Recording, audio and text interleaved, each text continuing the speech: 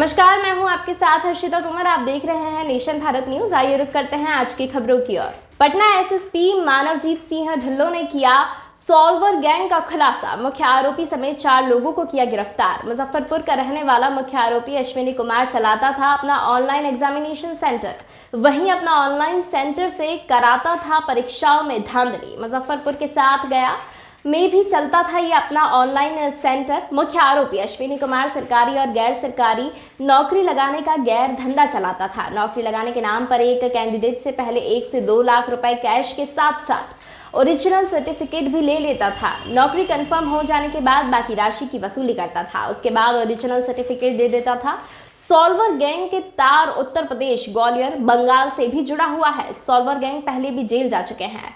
Solver gang का mastermind Atul वत्स के ही अंश हैं। ये लोग भी कई परीक्षाओं में धांधली कर नौकरी दिलाते थे। इसके एवज में कैंडिडेट से मोटी रकम की वसूली किया करते थे। मुख्य आरोपी अश्विनी कुमार मुजफ्फरपुर गया में अपना ऑनलाइन सेंटर चलाता था। साथ ही अन्य ऑनलाइन सेंटरों के स्टाफ को मिलीभगत से सेंटर को मैनेज करता था। कोरोना काल के दौरान सैनिटाइजर की बोतल में मिनी कैमरा लगाकर क्वेश्चन आउट करता था और सेम टाइम में अपना कंप्यूटर और लैपटॉप के माध्यम से आंसर देकर कैंडिडेट्स को पास कराकर गलत तरीके से नौकरी दिलाता था। सॉल्वर गैंग के पास से इलेक्ट्रिक डिवाइस के साथ साथ 18 लाख कैश, हिडन कैमरा, कई कैंडिडेट के मूल प्रमाण पत्र भी बरामद किए गए हैं। हालांकि पूछताछ के बाद आरोपियों को जेल भेज दिया गया है। यूएसबी भी बनता है तो मेड इन चाइनीज बनता है, मेमोरी कार्ड भी बनता है। इसी के साइड में भी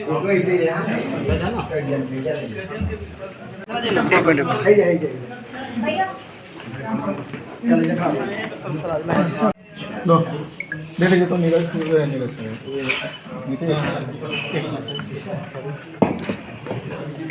हेलो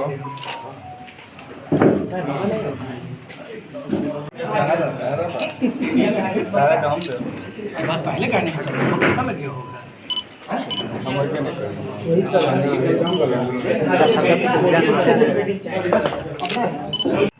सबसे पहले एक बहुत महत्वपूर्ण गिरोह जो कि जितने भी प्रोफेशनल एग्जामिनेशंस थे उनमें धांधली करवाता था, बोथ ऑफलाइन एवं ऑनलाइन, उसका उद्भेदन हुआ है।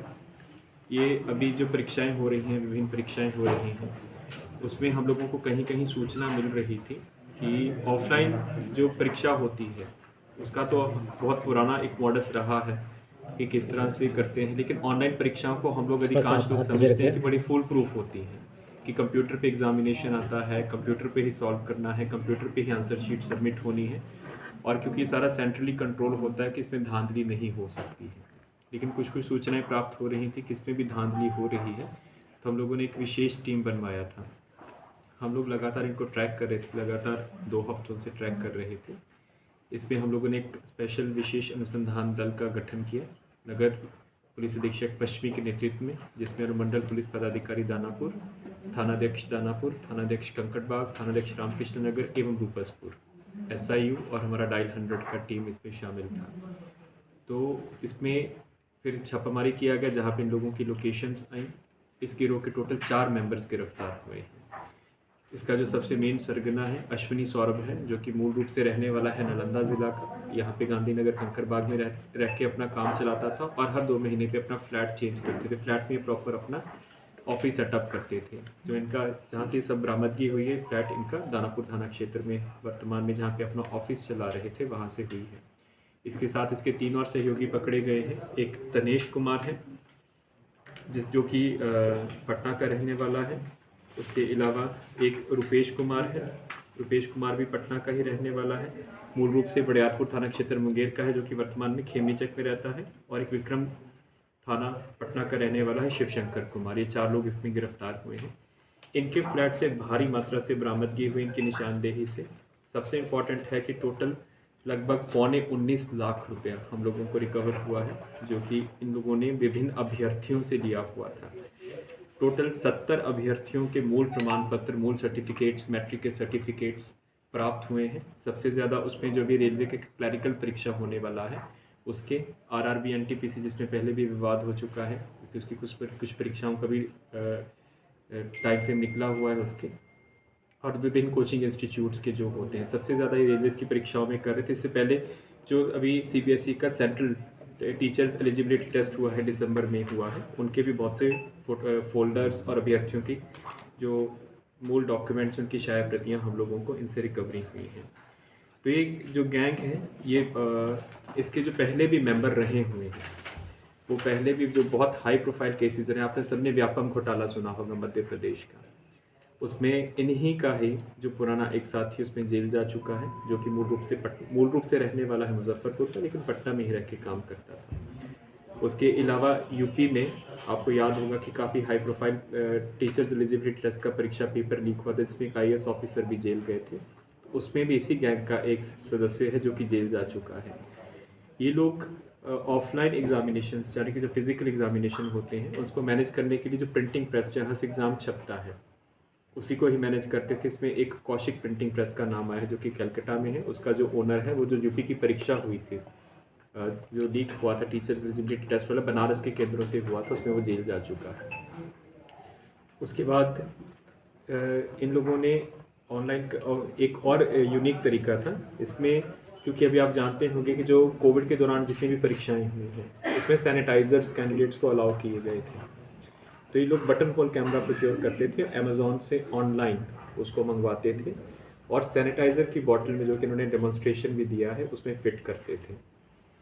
तो अब क्योंकि सैनिटाइज़र की बॉटल अलाउड है, जो छोटे वाला एग्जामिनेशन सेंटर में अलाउड था, तो उसी के भी जब कंप्यूटर स्क्रीन पे एग्ज़ाम आता था, तो ये रियल टाइम पे उसकी फ़ोटोज़ खींच के उसको बाहर ट्रांसमिट करवाते थे, और फिर वहाँ से सॉल्व करवा के ये अंदर भिजवाते थे, और जितने भी कैंडिडेट्स, जो इनके अपने कैंडिडेट्स होते हैं, उनके पास ये आंसर्स भिजवा देते थे।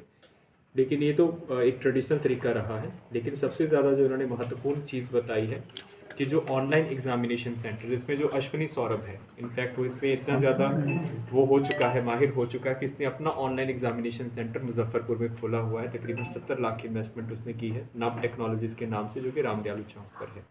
इसके अलावा इसके पार्टनरशिप में गया में 2 ऑनलाइन एग्जामिनेशन सेंटर्स आइडेंटिफाई हुए, पटना में भी 3 एग्जामिनेशन सेंटर्स में, ऑनलाइन एग्जामिनेशन सेंटर्स में इस गिरोह का पैसा लगा हुआ है। तो जब सेंटर ही गिरोह का अपना हो, तो आप खुद सोच सकते हैं कि किस हद तक मैनिपुलेशन इसमें हो सकती है। मैनिपुलेशन करने के लिए ये लोग जो ऑनलाइन एग्जामिनेशन जो कंपनीज़ हैं जो करवाती हैं, उन्हीं के जो सिटी हेड्स होते हैं, उनको सिटी हेड बोलते हैं। प्रत्येक ज़िला का एक सिटी हेड होता है, जो कि उन ऑनलाइन एग्जामिनेशन सेंटर्स को सर्टिफाई करता है, वेरीफाई करता है कि इसमें किसी प्रकार की मैनिपुलेशन नहीं है। तो वो उन्हीं को ही ये लोग मैनेज कर लेते थे, उन्हीं को पैसा देके, तो वो इनके एग्जामिनेशन सेंटर्स को मैनिपुलेशन होते हुए भी उसको वेरीफाई कर देते थे कि इसमें किसी प्रकार की धांधली नहीं है। इनके सारे सिस्टम्स जो हैं, कंप्यूटर सिस्टम्स हैं, डेस्कटॉप्स एंड लैपटॉप्स हैं, उसमें किसी प्रकार की छेड़छाड़ नहीं है।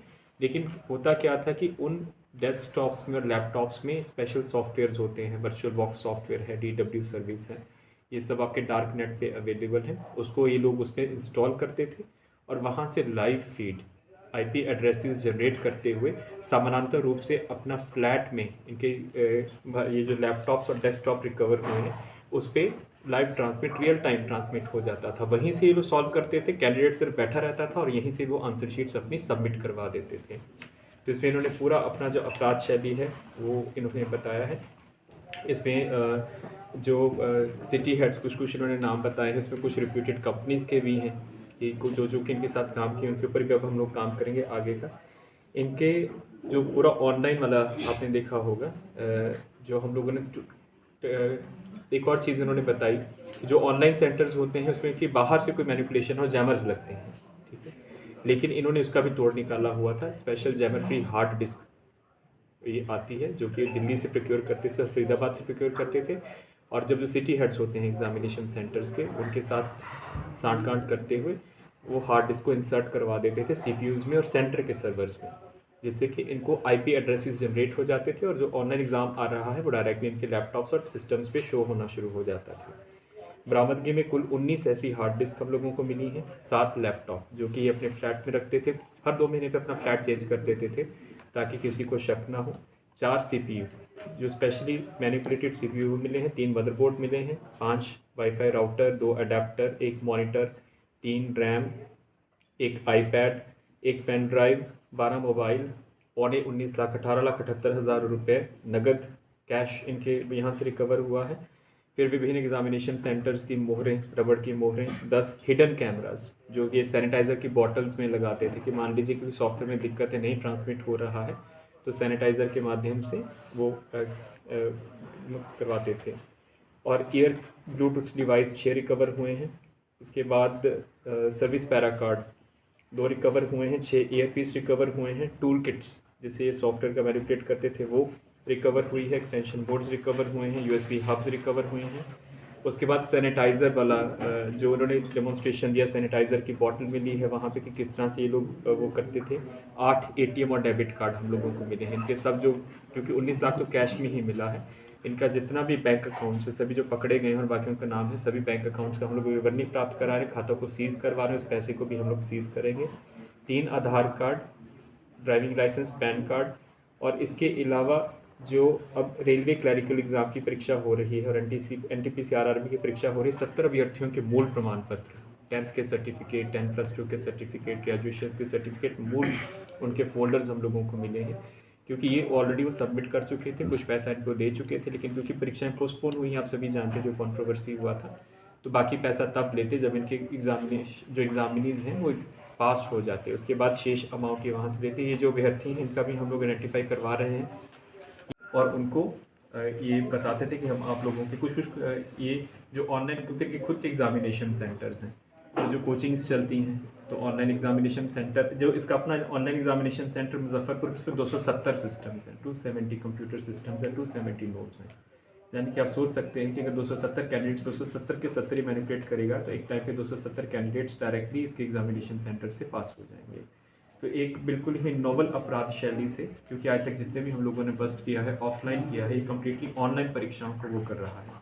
इसमें अब हम जो नेक्स्ट स्टेप है कि जो बहुत रिप्यूटेड कंपनीज़ हैं, बहुत ही विख्यात हैं, उनके जो सिटी हेड्स मैनेज हो रहे थे, कुछ लोगों ने हम लोगों को बताया है, अब हम लोग उनकी छानबीन करेंगे, उनके विरुद्ध एविडेंस लेकर आएंगे और उनके बीच में निश्चित रूप से गिरफ्तारी होगी जब एविडेंस होगी कि किस तरह से उनके साथ मिलकर पूरे के पूरे सेंटर्स को मैनेज करवा रहे थे ऑनलाइन परीक्षाओं के लिए।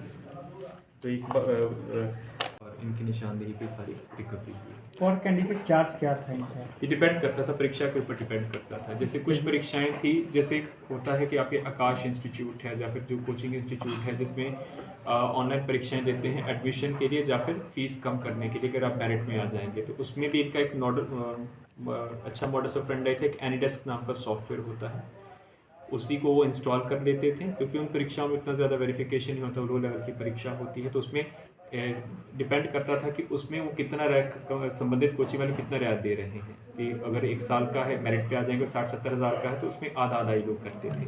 RRB परीक्षा के लिए और विभिन्न रेलवेज़ की परीक्षा के लिए पर कैंडिडेट एडवांस में 1.5 से 2 लाख रुपया लेते थे उसकी पेइंग कैपेसिटी के अकॉर्डिंगली, और यदि वो थ्रू हो जाता था, जो कि उन्होंने कुछ बताया भी है कि बहुत से लोगों को थ्रू भी करवाया था, तो बाकी 60-40 के हिसाब से करते थे, शेष 40% अमाउंट उसके बाद ये लोग प्राप्त करते थे। तब तक उनके सारे सर्टिफिकेट्स, क्योंकि मूल सर्टिफिकेट्स जब तक वेरीफाई नहीं होते हैं तो तब तक फाइनल उनकी अपॉइंटमेंट नहीं होती है। इसलिए फाइनल पैसा लेने के लिए तब तक उनके सर्टिफिकेट्स अपने पास रखते थे। एग्जामिनेशन क्लियर भी हो गया, पहले पैसा आ जाएगा फाइनल, उसके बाद सर्टिफिकेट्स उनको ये रिलीज़ करते थे।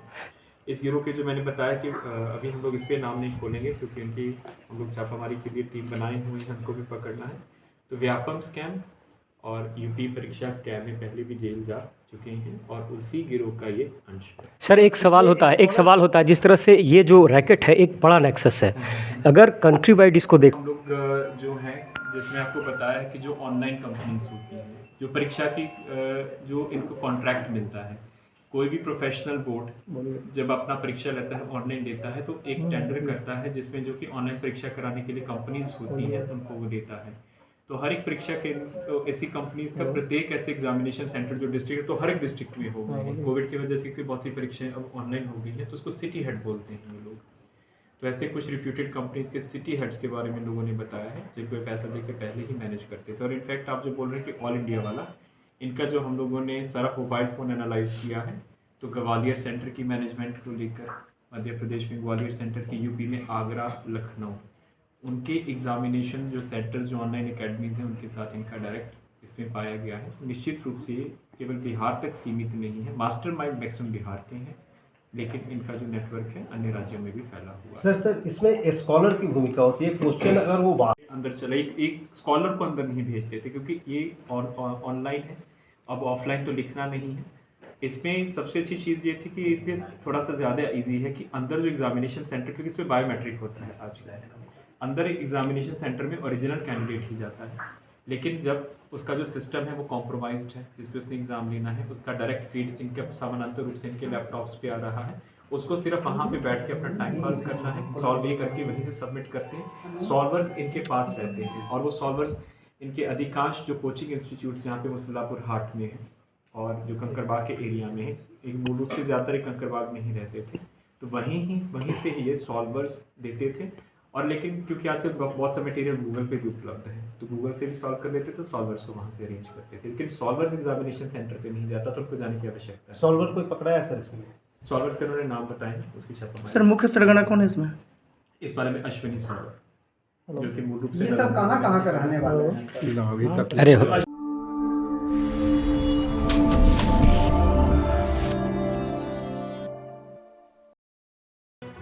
लेटेस्ट खबरों से जुड़े रहने के लिए हमारे चैनल नेशन भारत को सब्सक्राइब करें और बेल आइकन को दबाएं ताकि कोई खबर छूट न पाए।